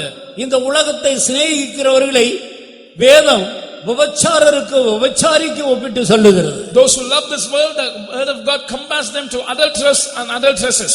இயேசுவை நேசிக்காமல் வேறு எதை நேசித்தாலும் நம்முடைய நேசம் இப்படிப்பட்ட ஒரு நேசத்துக்கு ஒப்பானதாகவே இருக்கிறது என்று வேதம் தெளிவாக சுட்டி காட்டுகிறது. If we do not love the Lord Jesus Christ and if we love other things, our love is like this. The word of God clearly pinpoints that. உலக ஆடம்பரம் நமக்கு அவசியம் இல்லை. We do not need the pomp of this world. பாவ இன்பம் நமக்கு அவசியம் இல்லை. We do not need the pleasures of sin. மாமிச சந்தோஷம் நமக்கு அவசியம் இல்லை. We do not need the gratifications of the flesh. இவைகள் எல்லாமே சாத்தானுடைய தூண்டுதலால் வருகிறது. Everything comes by the provocation of the devil. இப்படித்தான் நம்முடைய அவயவங்கள் அடிமையாய் போனது. In this manner our members became slaves. இப்பொழுது இயேசு கிறிஸ்து தன்னுடைய இரத்தத்தின் வல்லமையினால் இந்த அடிமைத்தனத்தினின்று விடுவிக்கிறார். Now by the power of his blood the Lord Jesus sets us free from this slavery. எத்தனை பேருக்கு என் பாவத்திலிருந்து சரியான ஒரு விடுதலை எனக்கு வேண்டும், மெய்யான விடுதலை வேண்டும் என்று விரும்புகிறோம்? How many of us really want a deliverance from our sins, a true deliverance? மெய்யான விடுதலை இயேசு கிறிஸ்துவை தவிர வேறு யாரும் கொடுக்க முடியாது. No man can give a true deliverance except the Lord Jesus Christ. இயேசுவின் தாயாகிய மரியாள் கூட மனிதனுடைய பாவங்களை மன்னிக்க அவர்களுக்கு அதிகாரம் இல்லை. Even the mother of Jesus, Mary, does not have the authority to forgive sins of man. எந்த புண்ணியர்களும் கூட மனிதனுடைய பாவத்தை மன்னிக்க முடியாது. No saints can forgive the sins of man. பாவத்தை மன்னிக்கக்கூடிய ஒரே ஒரு அதிகாரம் பெற்றவர் கர்த்தராகிய இயேசு. The only person who has got the authority to forgive sins is the Lord Jesus. நீ இயேசு வண்டையில் வர வேண்டும். You must come near Jesus. நமக்காக கல்வாரியில் மரித்த இயேசு கிறிஸ்து அண்டையிலே நீ வர வேண்டும். You must come near the Lord Jesus Christ who died for us on the cross of Calvary. அவர்தான் நம்முடைய பாவங்களை சுமந்தவர். He is the one who carried our sins. இதோ உலகத்தின் பாவங்களை சுமந்து தீர்க்கிற தேவ ஆட்டுக்குட்டி என்று யோவான் ஸ்நானகன் அவருக்கு பெயரிட்டார். John the Baptist called him, behold the Lamb of God that taketh away the sin of the whole world. முழு உலகத்தாருடைய பாவங்களை அவர் சுமந்திருக்கிறார். He has carried the sins of the whole world. முழு உலகத்தாருடைய வியாதியை சுமந்திருக்கிறார். He has carried the sicknesses of the whole world. முழு உலகத்தாருடைய சாபங்களை சுமந்திருக்கிறார். He has carried the curses of the whole world. முழு உலகத்தாருடைய துக்கங்களை சுமந்திருக்கிறார். He has carried the griefs of the whole world. முழு உலகத்தாருடைய பாரங்களை, பிரச்சனைகளை, பலவீனங்களை சுமந்திருக்கிறார். He has carried the burdens and infirmities and problems of the whole world. முழு உலகத்தார் மேல் வந்த மரண தண்டனையை அவர் சுமந்தார். He has carried the punishment of death that had fallen upon whole humanity. இந்த இயேசுவை விசுவாசித்து அவர் அண்டையில் வருகிற வரைக்கும் ஒரு மனிதனுக்கு மெய்யான விடுதலை இல்லை. Except a man believes the Lord Jesus Christ and comes near him, he will not have a real deliverance. ஒரு 2 நிமிடம் நம்முடைய கண்களை மூடுவோம். For 2 minutes, let's close our eyes. சரியான விடுதலையை பெறாதவர்களும் பெற்று இழந்து போனவர்களும் புதிதாக வந்திருக்கிறவர்களும் கூட விடுதலையை பெற்றுக்கொள்ளும்படி விடுதலையின் நாயகனாகிய நம்முடைய அருமையான இயேசு இன்றைக்கு நம் மத்தியில் அவருடைய ஜீவனுள்ள இரத்தத்தோடு நம் மத்தியில் உலாவிக் கொண்டிருக்கிறார்.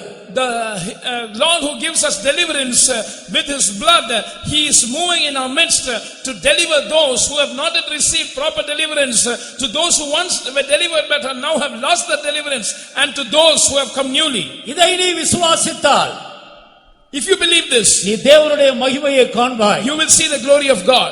இந்த சத்தியத்தை நீ விசுவாசித்தால், if you believe this truth, இன்றைக்கு பாவங்களிலிருந்து ஒரு பூரணமான விடுதலையை நீ பெற்றுக்கொள்ள முடியும். you can receive a perfect deliverance from sins today. பாவங்களுக்கு செத்து போன ஒரு வாழ்க்கையை கர்த்தராகிய இயேசு கல்வாரியில் மரித்ததன் மூலம் உனக்கு இலவசமாக கொண்டு வருகிறார். By his death on the cross, the Lord has freely given a life whereby you are dead to sin. அவர் பாவத்தை மட்டுமல்ல, வியாதிகள் எல்லாவற்றையும் சுமந்தார். He did not carry only sins but also all the sicknesses. பாவம் மன்னிக்கப்படும் போது வியாதி உன்னை விட்டு நீங்கி போகிறது. When your sins are forgiven, the sicknesses is removed from you. பாவம் மன்னிக்கப்படும் போது சாபம் உன்னை விட்டு நீங்குகிறது. When your sins are forgiven, your curses are removed from you. பாவங்கள் மன்னிக்கப்படும் போது துக்கம் சந்தோஷமாய் மாறுகிறது. When your sins are forgiven, your sorrow will be turned to joy. உண்மையான விடுதலையை விரும்புகிற ஒருவரும் தயவு செய்து கண்களை திறக்காதீர்கள். Those who want a true deliverance, none of you must open your eyes. நம்முடைய முழங்கால்களை முடக்குவோம். Let's be on our knees. கண்களை மூடி எனக்கு ஒரு மெய்யான விடுதலை வேண்டும் என்று ஆண்டவரை நோக்கி கூப்பிடுங்கள். Let's close our eyes and call unto the Lord, saying, Lord, I want a real deliverance. குமாரன் நம் மத்தியிலே கடந்து வந்து கொண்டிருக்கிறார். The Son is walking in our midst. தாவீதின் குமாரன் நம் மத்தியிலே கடந்து வந்து கொண்டிருக்கிறார். The Son of David is walking in our midst.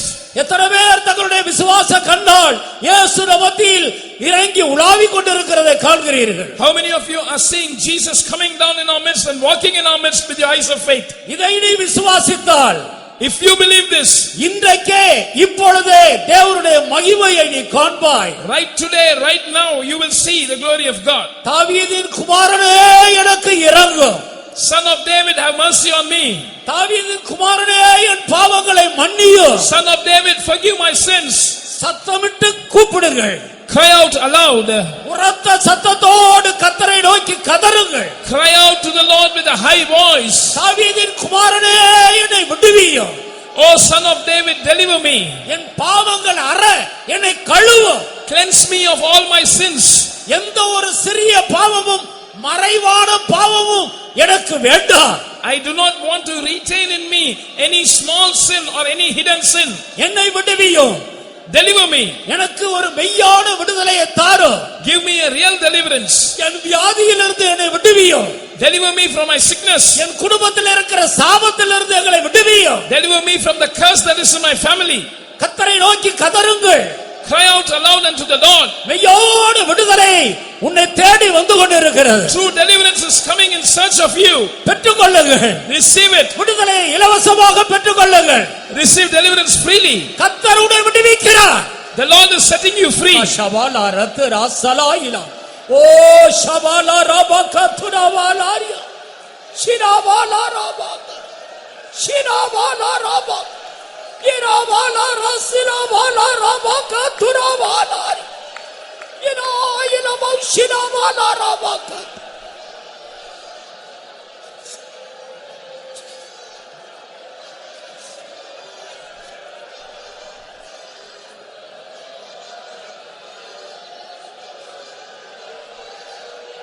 கழுவும் ஐயா நீர் என்னை இரத்தத்தினால் கழுவும்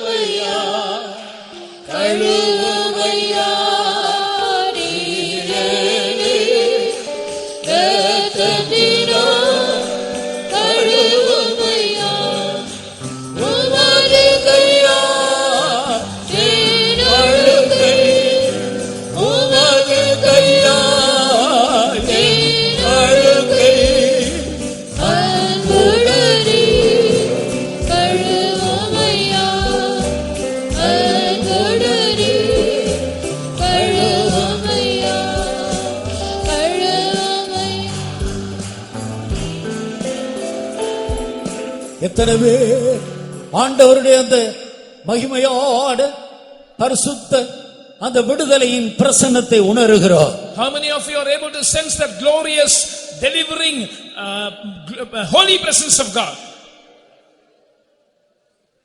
ஒரு பெரிய தேவ பிரசன்னம் நமத்தியில் இறங்கி இருக்கிறது. A great presence of God has descended in our midst.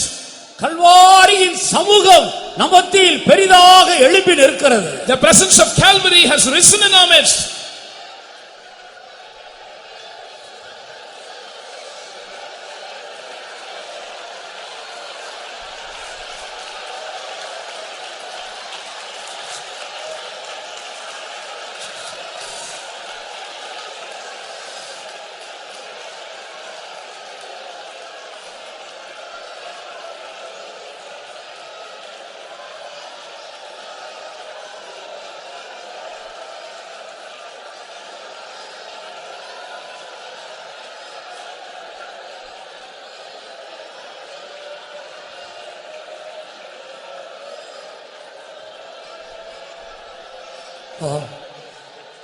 அருமையான தேவனுடைய பிள்ளையே, Beloved child of God, கர்த்தராகிய இயேசு மெய்யான விடுதலையை விரும்பி அவரை நோக்கி என்னை விடுவியும் என்று கதறின உன்னை தன்னுடைய சொந்த இரத்தத்தால் 2 கரங்களை கொண்டு உன்னை கழுவிக்கொண்டே இருக்கிறார். Jesus is washing you with his own blood. By his 2 hands, you who were seeking true deliverance and you who were calling out saying, Lord, deliver me.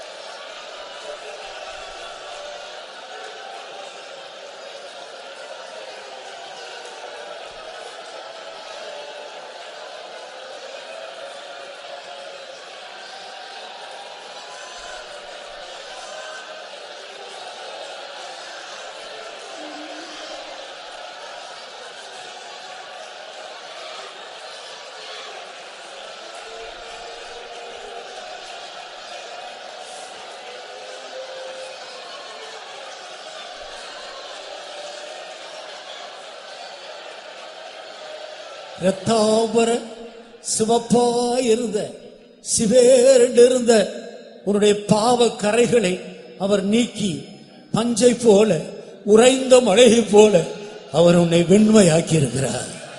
Your sins that were red as scarlet, he has washed them, he has cleansed them, and he has made you white as snow. அவர் உன்னை கழுவி விட்டார். He has washed you.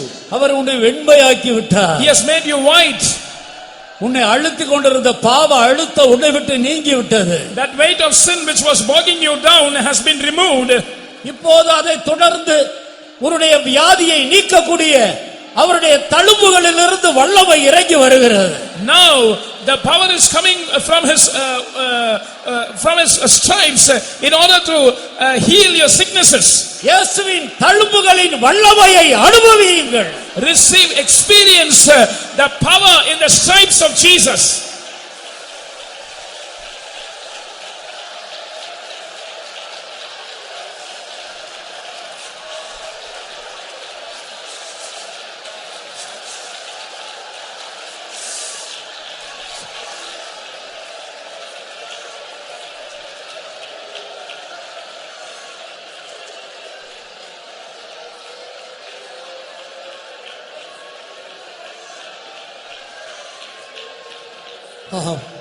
பிரியமானவர்களே, உண்மையாய் விசுவாசித்த உன்னுடைய வியாதி உன்னை விட்டு ஒழிந்து போனது. You who truly believed, your sickness has been destroyed from you. அவருடைய தழும்புகளால் நீ குணமாகி விட்டாய். You have been healed by his stripes.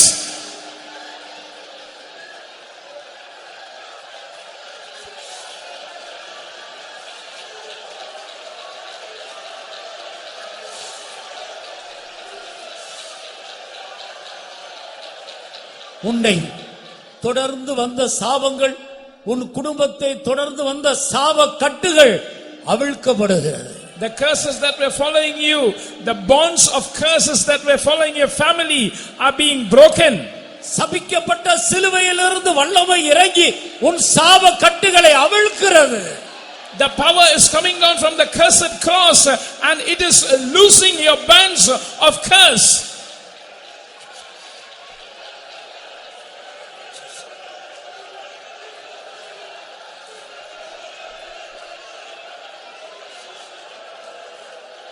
இனி உன்னையும் உன் குடும்பத்தையும் சாபங்கள் தொடராது. Hereafter curse will not follow you and your family. இனி ஒரு சாபத்தை நீ காண மாட்டாய். You will see no curse anymore. உன்னோடு போராடின இந்த வல்லமைகளை நீ தேடினாலும் காண மாட்டாய். The powers that were striving against you, though you search for them, you will not find them. சாபங்கள் உன்னை விட்டு குடும்பத்தை விட்டு பிள்ளைகளை விட்டு நீங்கி போயிற்று. Curse has been removed from you, from your family, from your children.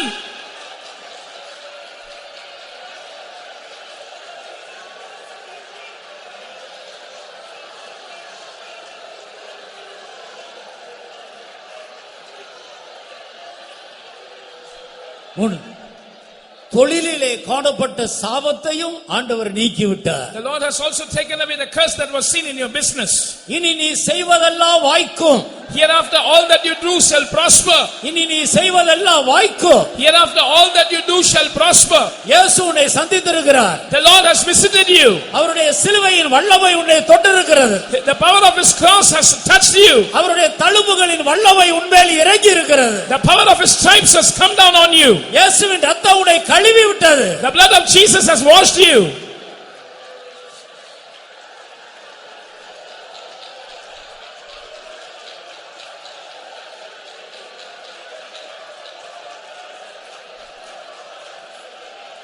கர்த்தர் கொடுத்த விடுதலைக்காக கர்த்தரை ஸ்தோத்திரிப்போம். For the deliverance that the Lord has given us shall we praise God. ஸ்தோத்திரம் ஸ்தோத்திரம் ஸ்தோத்திரம் ஸ்தோத்திரம் ஸ்தோத்திரம் ஸ்தோத்திரம். அருமையான தேவனுடைய பிள்ளையே, Beloved child of God. அடுத்ததாக ஞானஸ்நானம் எடுக்க வேண்டும். Next you have to take water baptism. இந்த விடுதலையை பெற்றவர்கள் நீங்கள் ஞானஸ்நானம் எடுக்க தாமதிக்கவே கூடாது. Those who have received this deliverance, you must not delay to take water baptism. ஞானஸ்நானம் எடுக்கும் பொழுதுதான் நீங்கள் கிறிஸ்துவுடனே கூட அடக்கம் பண்ணப்படுகிறீர்கள். Only when you take water baptism you are buried with Christ. அதன் பிறகு அந்த பழைய மனிதனை நீங்கள் காணவே முடியாது. Then you cannot see the old man anymore. அவன் செத்து போனான். அவன் கல்லறையில் அடக்கம் பண்ணப்பட்டு விட்டார். He is dead, he is buried in the grave. பாவத்துக்கு மரித்தவர்கள் கிறிஸ்துவுடனே கூட ஞானஸ்நானத்தின் மூலம் அடக்கம் பண்ணப்படுகிற ஒரு அனுபவத்துக்குள் வருகிறார்கள். They who are dead to sin come to a place of being buried with Christ in water baptism. ஆதாமுக்குள் காணப்பட்ட அந்த கீழ்ப்படியாமையின் ஜென்ம சுபாவம் அங்கே ஒரு மனிதனை விட்டு நீங்குகிறது. There the nature of sin or the disobedience of Adam that is seen in a man is removed. ஞானஸ்நானம் எடுத்த பிறகுதான் ஒவ்வொரு வசனத்துக்கு கீழ்ப்படியக்கூடிய அந்த கிருபையை அவன் பெற்றுக்கொள்கிறார். Only after taking water baptism he receives the grace to obey every word of God. இதோடு கூட பழைய வாழ்க்கைக்கு ஒரு முடிவு உண்டாகிறது. With that there is an end to his old life. இப்பொழுது கர்த்தர் உன்னை அபிஷேகம் பண்ணுகிறார். Now the Lord anoints you. தேவனுடைய ஆவி உனக்குள்ளே இறங்குகிறது. The spirit of the Lord comes to dwell within you. அபிஷேகத்தின் மூலம் தான் நாம் இயேசுவோடு கூட ஒன்றாக இணைக்கப்படுகிறோம். இசைந்து வாழ இணைக்கப்படுகிறோம். Only by the anointing we are united with Jesus to live in synchronization with him. வேசியோடு இசைந்திருக்கிறவன் அவளோடு ஒரே சரீரமா இருக்கிறது போல இயேசுவோடு இசைந்திருக்கிறவன் அவரோடு ஒரே ஆவியாக இருக்கிறார். Just like he that is joined with an harlot is one body with her, he that is joined with Jesus is one spirit with him. இனி பரிசுத்த ஆவியினுடைய அபிஷேகத்தின் மூலம் அந்த தேவ ஆவியானவர் நம்முடைய ஆவியை தன்னுடைய கட்டுப்பாட்டுக்குள்ள கொண்டு வருகிறார். Through the anointing of the Holy Spirit, the Spirit of God brings our spirit under his control. இனி ஒவ்வொரு நாளும் நாம் அல்ல, அவர்தான் நம்மை நடத்துவார். Hereafter every day we will not lead ourselves, he will lead us. உன் கைகளை நீட்டுவாய், வேறொருவன் உன் மனதின் அறையை கட்டி உனக்கு இஷ்டமில்லாத ஆண்டவருக்கு இஷ்டமான பாதையிலே நடத்துவார். You will stretch forth your hand, another will gird the loins of your mind, and he will lead you in a way that you don't like, but the way that Lord likes. இந்த அபிஷேகத்துக்கு கீழ்ப்படிந்து நடப்பதின் மூலமாகத்தான் ஒரு மனிதன் இயேசுவோடு கூட ஒரே ஆவியாக இணைந்து வாழக்கூடிய கிருபையை அவர் பெற்றுக்கொள்கிறார். A man receives the grace to live as one spirit with the Lord only when he obeys to this anointing. அடுத்ததாக எபேசியர் 2ஆம் அதிகாரம் 21வது வசனத்துக்கு வரும் பொழுது மூன்றாவது ஒரு இசைவை குறித்து அந்த வசனம் நமக்கு சொல்லிக் கொடுக்கிறது. When we come to Ephesians chapter 2 and verse 21, the word of God speaks about a third experience of being joined. வாசியுங்கள். அவர் மேல் மாளிகை முழுவதும் இசைவாய் இணைக்கப்பட்டு கர்த்தருக்குள் பரிசுத்த ஆலயமாக எழும்புகிறது. In whom all the building fitly framed together groweth unto an holy temple in the Lord. அபிஷேகத்தின் மூலமாக தேவனுடைய பிள்ளைகள் ஒருவரோடு ஒருவர் இசைந்து ஏகமாக கட்டப்படுகிற ஒரு அனுபவத்துக்குள் ஆண்டவர் கொண்டு வருகிறார். Through the anointing, the Lord brings the children of God into an experience of being fitly framed together or being joined with one another. நாம் தனித்தனியே அபிஷேகம் பெற்றவர்கள் தேவனுடைய ஆலயமாக இருந்தாலும் நாம் எல்லாரும் சேர்ந்து ஒரே ஆவியினால் நடத்தப்பட்டு கீழ்ப்படியும் போது நாம் எல்லாரும் வாசஸ்தலமாக மாறுகிறோம். Though individually we who have received the anointing of the Holy Spirit are the temple of God, when we are led by the one Spirit and when we obey to that Spirit, we are united and we become an habitation. அநேகராகிய நாம் கிறிஸ்துவின் ஒரே சரீரத்தின் அவயவங்களாக இணைக்கப்படுகிறோம். We who are many are unified to become members of the one body of Christ. நம்முடைய சரீரத்தில் அநேக அவயவங்கள் இருக்கிறது. There are many members in our body. எல்லா அவயவங்களும் இந்த ஒரே ஆவியினால் கட்டுப்படுத்தப்படுகிறது. Every member is controlled by this one Spirit. அபிஷேகம் பெற்ற எல்லா தேவனுடைய பிள்ளைகளும் கிறிஸ்துவின் சரீரத்தின் அவயவங்கள். Every spirit baptized child of God is a member of the body of Christ. தேவனுடைய ஊழியர்கள் தலையில் இருக்கிற அவயவங்கள். The servants of God are the members in the head. தேவனுடைய ஜனங்கள் சரீரத்தில் காணப்படுகிற அவயவங்கள். The people of God are the members in the body. எல்லாரும் ஒரே ஆவியினால் கூட்டி கட்டப்பட்டு எழுப்பப்படுகிறோம். We are all built together, fitly framed by the one Spirit. ஆனபடியால் நாம் எல்லாரும் ஒருவரோடு ஒருவர் இசைந்த ஆத்துமாக்களாய் நாம் ஒன்றாய் வாழ வேண்டும். So we must live together as souls that have been united. முதல் நூற்றாண்டு காலத்தில் திரளான கூட்டத்தாராகிய அவர்கள் எல்லாரும் ஒரே இருதயமும் ஒரே மனமும் உடையவர்களாக இருந்தார்கள். In the times of the first century, they who were a great multitude lived in unison, being with one mind and one heart. அப்போஸ்தலர் நடவடிக்கையின் புத்தகம் 4ஆம் அதிகாரம் 32வது வசனத்தை வாசியுங்கள். Read Acts chapter 4 verse 32. விசுவாசிகளாகிய திரளான கூட்டத்தார் ஒரே இருதயமும் ஒரே மனமும் உள்ளவர்களாய் இருந்தார்கள். ஒருவனாகிலும் தனக்குள்ளவைகளில் ஒன்றையும் தன்னுடையது என்று சொல்லவில்லை, சகலமும் அவர்களுக்கு பொதுவாய் இருந்தது. And the multitude of them that believed were of one heart and of one soul. Neither said any of them that aught of the things which he possessed was his own, but they had all things common. இவர்கள் எல்லாரும் ஒரே இருதயமும் ஒரே மனமும் உடையவர்களாக இருந்தார்கள். They had one mind and one heart. கூட்டமோ திரளான கூட்டம். It was a great multitude by number. ஆனால் இருதயமோ ஒன்று. But the heart was one. அவர்கள் எல்லாருக்கும் மனது ஒன்று. They had one mind. அந்த திரளான கூட்டத்தாரை யாரை விசாரித்தாலும் ஒருவர் என்ன பிரதியுத்தரம் கொடுக்கிறார்களோ அந்த திரளான கூட்டத்தில் உள்ள அத்தனை பேரும் அதைத்தான் சொல்லுவார்கள். If you inquire any member of that group, everyone would give the same answer for that question. இதற்காகத்தான் இயேசு கிறிஸ்து பிதாவை நோக்கி, பிதாவே இவர்கள் எல்லாரும் ஒன்றாய் இருக்கும்படி நீர் எனக்கு தந்த மகிமையை நான் இவர்களுக்கு கொடுத்தேன் என்று சொன்னார். It is for this cause that Jesus prayed to the Father, saying that like we are one, so that they may also be one, I have given the glory which you gave me. பரிசுத்த ஆவியினுடைய அபிஷேகத்தின் மூலம் நம்முடைய கரடு முரடான சுபாவங்கள் நம்மை விட்டு கொஞ்சம் கொஞ்சமாக நீக்கப்படுகிறது. By the anointing of the Holy Spirit, our rough and tough character is gradually removed from us. இப்படி சுபாவங்கள், பொல்லாத சுபாவங்கள் நீக்கப்பட்டு கிறிஸ்துவனுடைய நல்ல சுபாவங்கள் நமக்குள்ள உருவாக்கப்படும் போது நாம் எல்லாரும் ஒரே இருதயத்தையும் ஒரே மனதை உடையவர்களாக மாற முடியும். Such evil characters, when they are removed from us by the Holy Spirit, and when we get the character of Christ, we can become a people of one heart and one soul. அதற்குத்தான் எப்போதும் பரிசுத்த ஆவியினாலே நிரம்ப வேண்டும், அந்நிய பாஷை பேச வேண்டும் என்று நம்முடைய பாஸ்டர் அடிக்கடி நம்மை கட்டாயப்படுத்திக் கொண்டிருக்கிறார். That is why our pastor is strictly emphasizing that we must always get filled in the spirit and speak in tongues. பரிசுத்த ஆவியானவர் மட்டும்தான் நம்மை ஒரே இருதயத்துக்குள்ள ஒரே ஆவிக்கு மனதுக்குள்ள கொண்டு வர முடியும். Only the Holy Spirit can bring us into one mind, one heart. அவருக்கு கீழ்ப்படுகிறவர்கள் மட்டும்தான் அந்த அனுபவத்தை பெற்றுக்கொள்ள முடியும். Only those who obey the Holy Spirit can come into that experience. அதற்கு தான் எப்போதும் ஆவியினால் நாம் நடத்தப்பட வேண்டும். That is why we have to be always led by the Spirit. பரிசுத்த ஆவியின் கட்டுப்பாட்டுக்குள் நாம் அடங்கி இருக்க வேண்டும். We must abide under the control of the Holy Spirit. தேவ ஆவியானவருடைய நடத்திப்பு இல்லாமல் நாம் ஒன்று செய்யக்கூடாது. We must not do anything without the guidance of the Holy Spirit.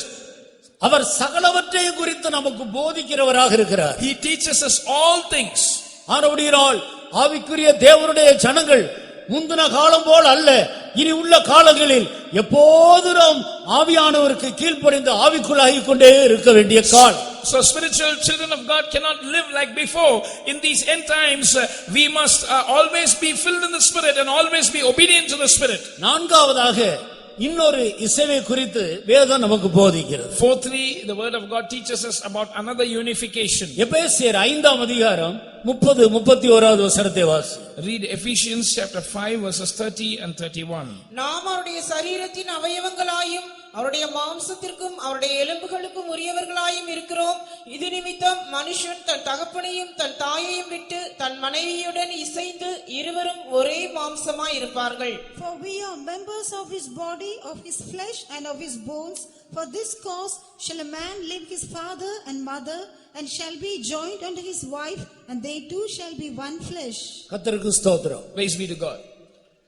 கணவன் மனைவியினுடைய இசைவை குறித்து இங்கே சொல்லப்பட்டிருக்கிறது. Here it is spoken about the unification between a husband and wife. நீங்கள் விவாகம் ஆனவர்கள் கர்த்தருடைய வருகைக்கு போக வேண்டுமானால் இந்த வேத வசனத்தின்படி உள்ள ஒரு இசைவுக்குள்ளே ஒரு குடும்ப வாழ்க்கை செய்ய வேண்டும். If you who are married want to be caught up at the coming of the Lord, you must live a family life according to this word of God. ஒவ்வொரு புருஷனுக்கும் கிறிஸ்து தலையாக இருக்கிறார். Christ is the head of every husband. எனவே புருஷன் தலை, மனைவி சரீரம். So the husband is the head and the wife is the body.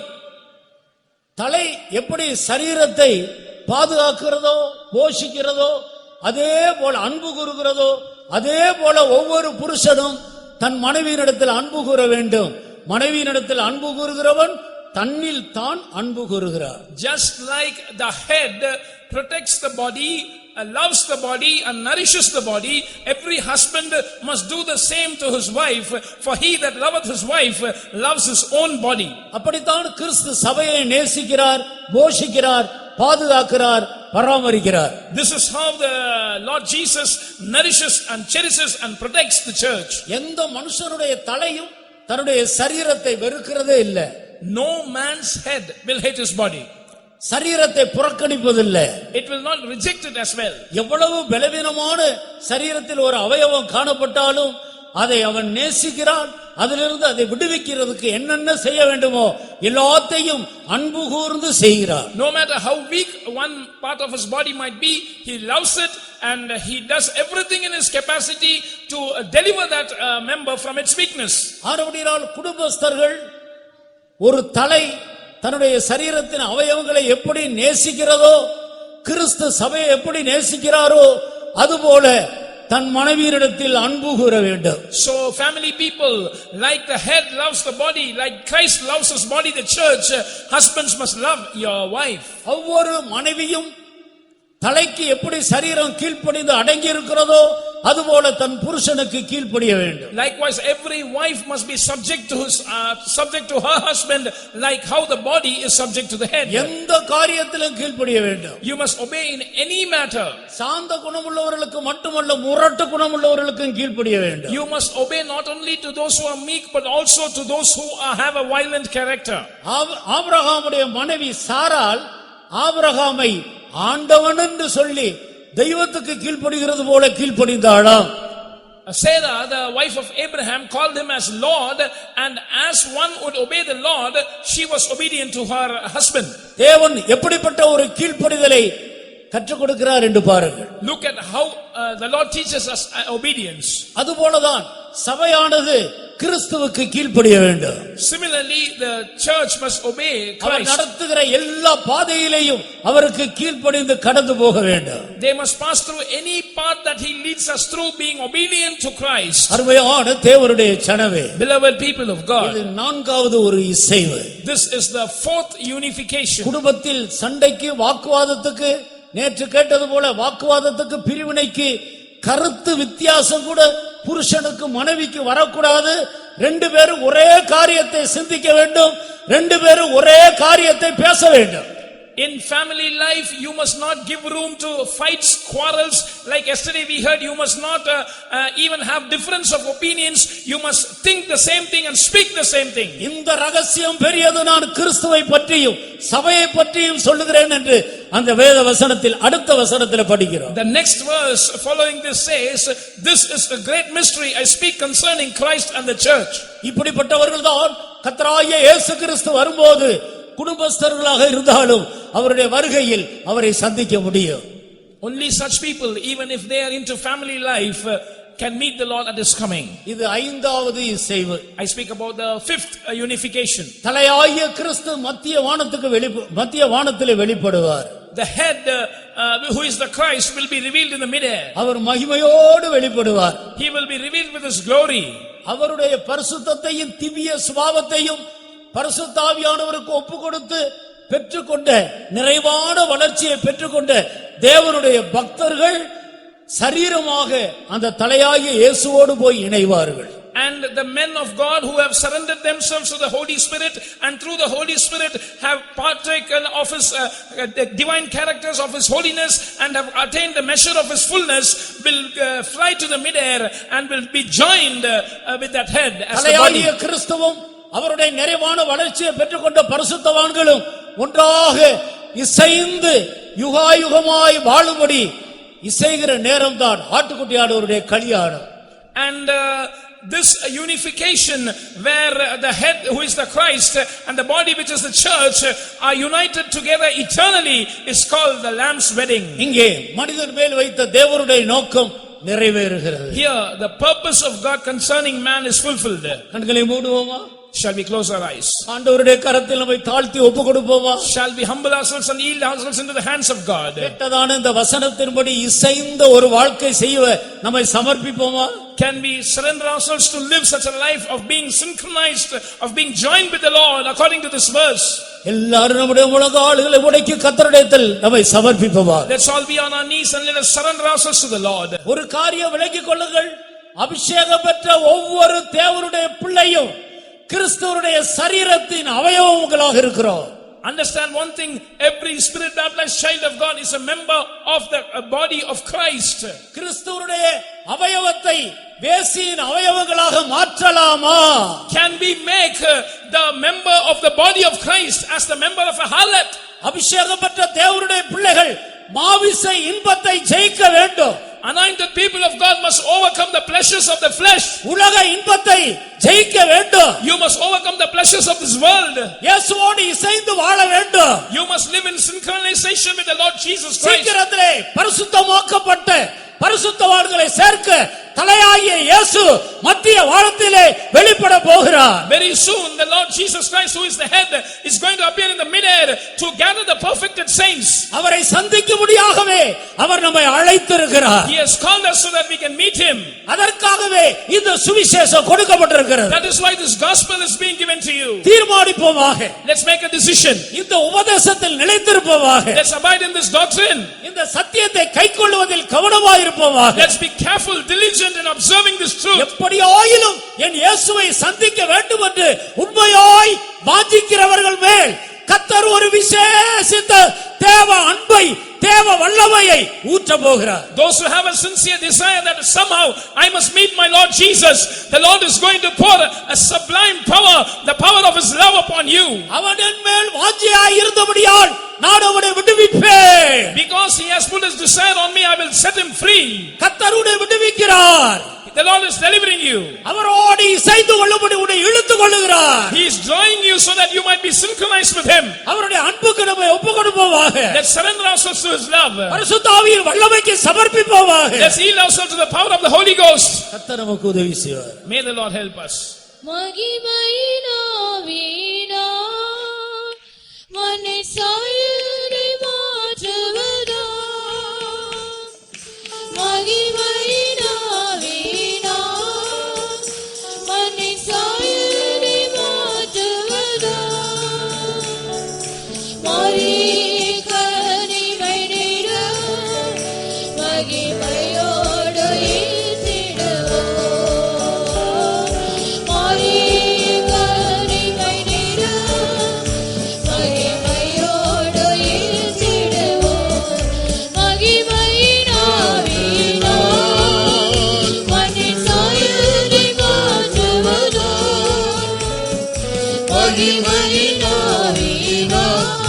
நாம் எல்லாரும் எழும்புவோம்.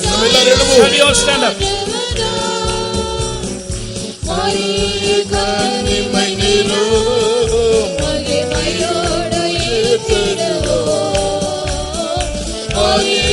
மகிமை நிரோ மகிமையோடு ஏற்றிடுவோம். மகிமையினாவினா மன்னை சாயலை மாற்றுவதா மகிமையினாவினால் மணி சாயலை மாற்றுவதா கனிமை நிரோ மகிமையோடு ஏற்றிடுவோம். கனிமை நிரோ மகிமையோடு ஏற்றிடுவோம். கனிமை நிரோ மகிமையோடு ஏற்றிடுவோம். கனிமை நிரோ மகிமையோடு ஏற்றிடுவோம். கனிமை நிரோ மகிமையோடு ஏற்றிடுவோம். கனிமை நிரோ மகிமையோடு ஏற்றிடுவோம். Hallelujah, hallelujah, hallelujah, hallelujah, hallelujah, hallelujah.